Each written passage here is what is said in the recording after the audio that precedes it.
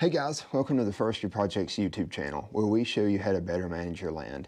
I'm your host, Jace McCauley, and in today's video, I just kind of want to give you a quick tour of the property that I'll be working on and walk you through some of the things I think about what I look for when I'm getting ready to start managing a property.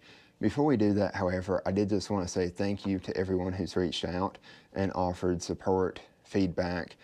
It means a lot when I hear that. And also thank you to listening to the podcast. We're up to 60 downloads already, which is just amazing. And thank you for those who have followed us on social media. So with that, let's go ahead, let's get into the video. Let's get out on the property and let's see what we're working with. So we are out on my family's property in Northwest Alabama.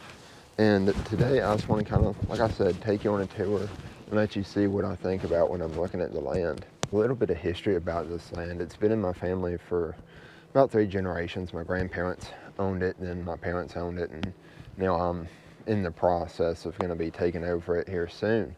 So when you're out on your property, the easiest thing I find to do is to pick the easiest spot first, the spot that's easiest to access. And as you can see, there's a road coming up, so this is a fairly easy spot to access. And this is actually a pond stand. So you can see the pond behind me. And part of when you're managing is try to manage for what you can enjoy.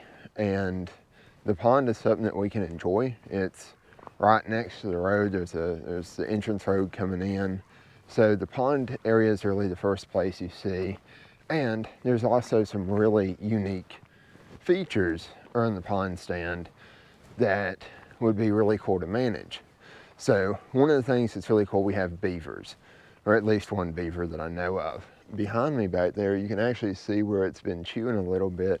And I think it's really cool. It's really cool to document, and beavers are kind of the engineers of the forest. So being able to have that around, being able to show it out is really cool. So I want to keep that. And the grasses back here that we have are not the best. This used to be a home site, so there was a mower home that was up here.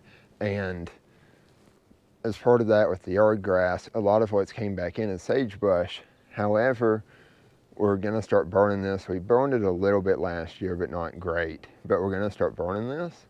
And then that way we can get some more native vegetation in and be able to start managing it for the native vegetation. You can't see it right now because it's winter time, but there's also some lily pads going in the pond. We're going to be trying to eradicate those.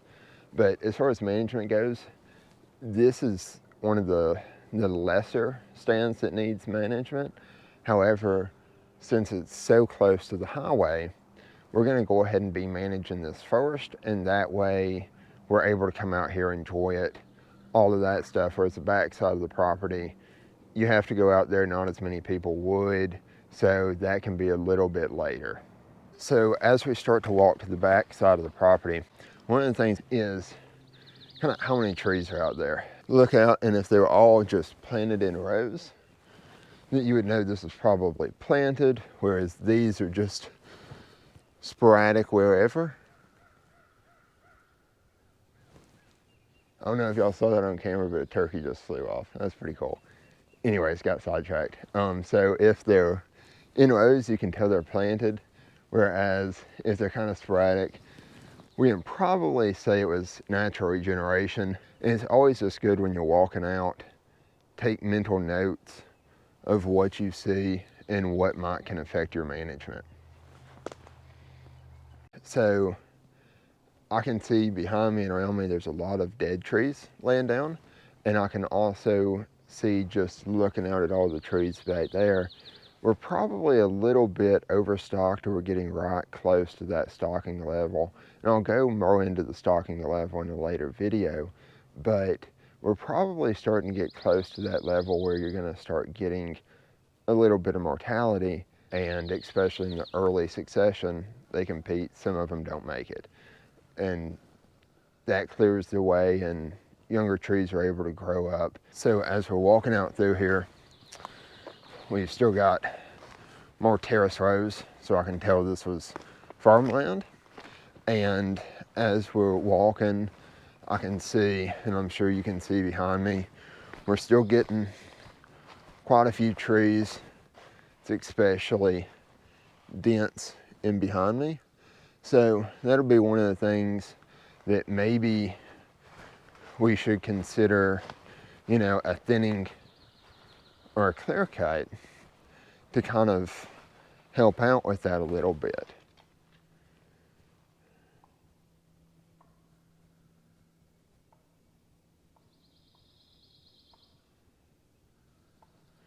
I can't believe this. I'm gonna have to end up adding a turkey call to my forester's vest. I spooked a few more turkeys, and I can hear them clucking off down in the ravine that I'd planned on going down in there, but I may just kind of skirt it and show a little bit, but not show the full thing to kind of give them a little bit of space. I don't want to drive them off of the property if I can help it. So I may have got a little bit sidetracked with the turkeys. However, I did back out of the area that they were in. So we're just going over to a different side of the property now. But this brings up a good point. So we've looked out there, we saw the terrace row, so we know that it was farmed in the past.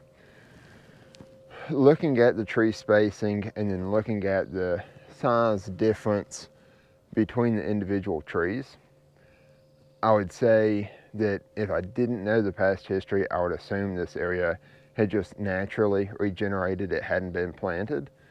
So now we know that it's kind of natural, whatever's coming in. We do know we have seen wildlife, so that's a plus. So let's look at what are some of the things that we want to control for. So I know I mentioned that the spacing was a little bit close. The stocking was going to be a little bit high on the stand. So we might want to consider removing some of the overstory trees, especially if the goal is to get grasses to grow back in, which around the pond is one of the goals that I have. So we may consider removing a few trees. Let's look at some of the invasives that I have going on though. So here is a Chinese privet, and they're non-native, they're invasive, they spread really easily, and if you just cut it down, it will stump sprout, and like you cut one down and 5 or 6 will grow back from that stump. So one of the big things we're going to be doing on the property is trying to manage for this. We've got a few different ideas, but one of the things we're going to do is start cutting some of it down. And like I said, you're going to have that stump sprout, but then we're going to see if cutting it down and burning it will be enough that if we do that for a few years, we can kind of get rid of it. This is all an experiment. However, sometimes you do have to experiment, and it's great because I get to show y'all and y'all get to learn from my mistakes instead of having to do them on y'all's land. Let's look at another species up here though, that is one that I don't want to manage for it up on top, but I do want to manage for it down in the bottoms. And I was actually going to take you to one of the kind of hardwood areas that we have where the turkeys happen to be though. But this is one of the areas, this is one of the species that I want to manage for, American beech.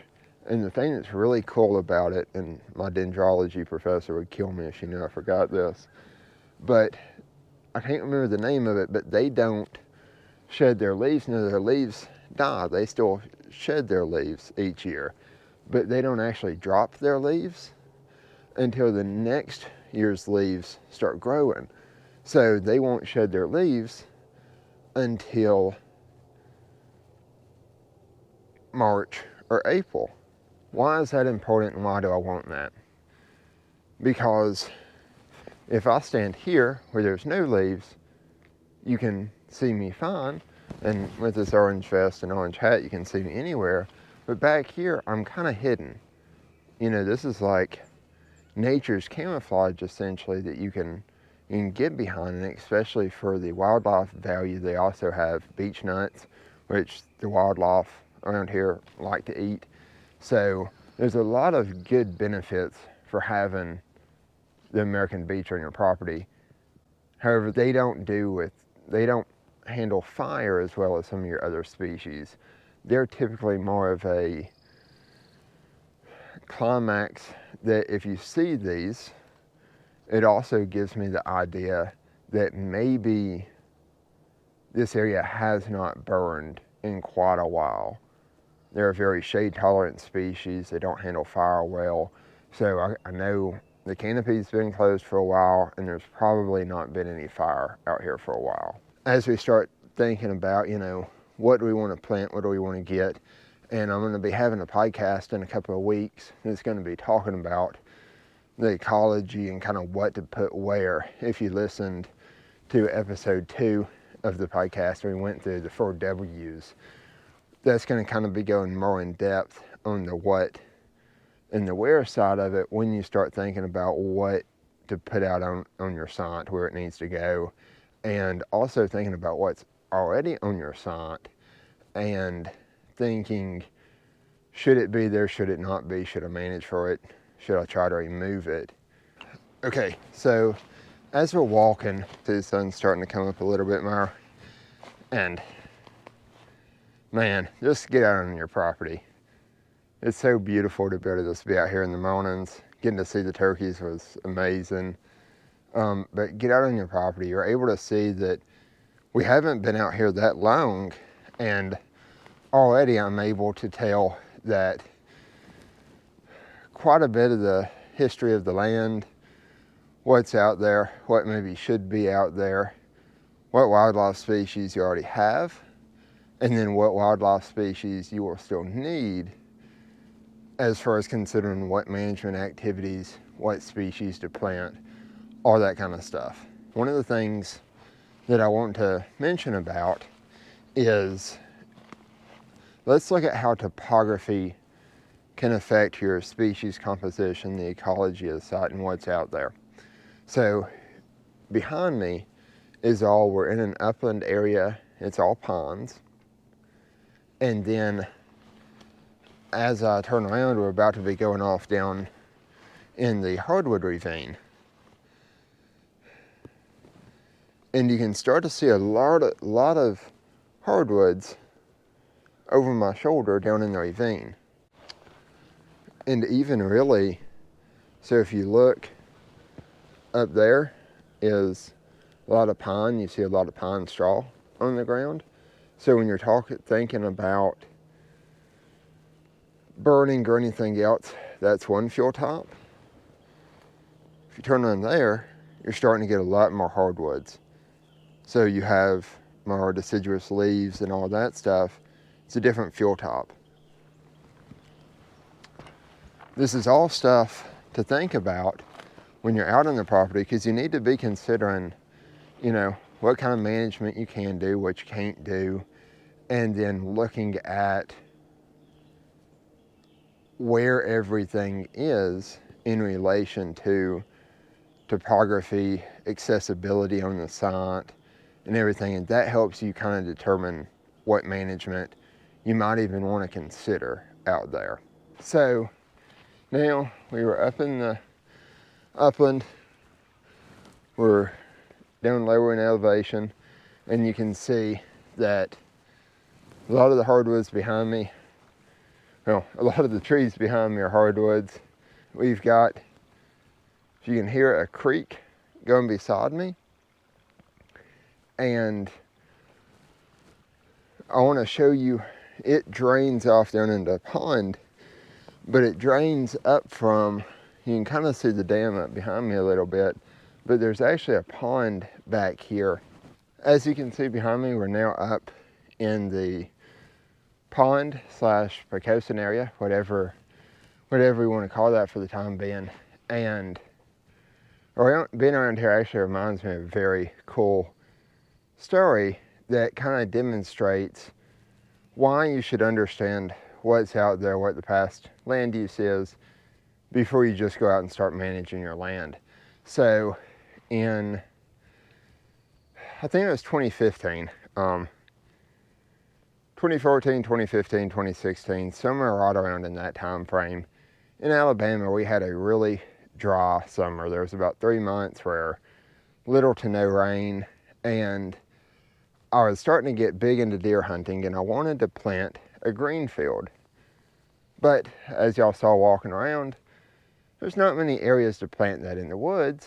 So what I decided to do, in all of my pre-forestry knowledge wisdom, was this had dried up. It doesn't hold water year round, and when it's dry, there's a bunch of grasses that grow down in there. So my grand idea was I was going to mow the grasses down and then go and plant me a green field. So I get a push mower out here. We spend a few days just getting everything cut down, and then I didn't have a tractor or anything, so I was actually pulling an aerator. I'd hooked up an aerator that you would like pull behind a garden lawnmower, and I had gotten a tree stand harness, and I had it, and I had my little aerator behind me, and I was walking around, and it didn't do a good enough job. So then you used to get these, and you may still be able to. It's like a tiller, but it's for your hands. You just kind of stick it in, twist, go to the next one, stick it in, twist. We ended up doing that on all of this. So in all, we had a lot of work to get this into a green field. And then it was dry enough that we planted. Nothing really grew out of it. So I come back that winter to check on it, and this is essentially what I got down to. It had flooded back over to a little pond. And it's like, what? Now, if I'd have been thinking about the past land use, I remember years ago that there used to be a pond out here. And as you can tell, you can see, slopes down, slopes down. You can tell this used to hold water. So I should have been able to look, and it was just, I didn't know any better, that putting a green field here was not the best thing for this property. So we've paid attention to the species. We've looked at what's out there. What does all that mean, and how do we use it? Near the big pond, the pond, we already know that there's grasses growing around the pond. And we know that most of that, yes, there was some sweet gums, but we know a lot of that is pine. So we could easily put that into a kind of a pine savanna with grasses growing. It would be really nice. Coming off the pond, you'd have grasses, trees. Whereas compare that to here, maybe this would be best to remove some of the pine, get some more hardwoods growing that are able to withstand fire, and be able to have kind of an upland oak savanna, which is really cool, by the way. I got to see one this past summer. I'd went to Michigan as some of my research that I was presenting on, and one of the property tours that we got to go on was a oak savanna up there. I can't remember the name of the forest that we were in, but they would burn it. It was also really cool. They would mow it during the winter time because they had an endangered butterfly up there that would stay on some of the lupine, which is like a native vegetation species that the butterflies would lay their eggs on. And the only time they could mow it, when they couldn't burn everything, so other parts they would mow, the only time they could mow it was during the winter time. If they had at least 4 inches of snow, they could drive over it and not kill the butterflies. And that just goes back into understanding what's out there, so that then you can understand how to manage it. And I'll show you next week how to use mapping, how to go in and actually decide where stands are, and that way you can manage stuff similarly, and then be able to actually start deciding what management we need, what species we need out there, and actually start getting this land managed and be able to achieve forest legacy reimagined. I encourage you to listen to episode 2 of the podcast. I go in and talk about the 4 W's of land management, your what, where, when, and why. And going on the property tour gives you a lot of the what and the where. So then you can go back and start saying, you know, oh, okay, I see upland hardwoods here, so maybe I want to manage for that myrrh. So let's go and let's do some reading on how to manage upland hardwoods. Let's go to the Silvix manual and see what species might grow up there. What species are already out here, what species grow alongside them. And we can do the same thing on the pine, we can do the same thing on the Picosin, we can do the same thing on the bottomland areas where the topography drops off and it changes the ecology. But it's really that first being able to go out onto your property, see it, and start learning about it that gets you there. With that, I just want to say thank you to everyone who's watched it. Thank you to everyone who supported us. And again, go and get out on your land. I was just walking, tried to get a video of it and I couldn't.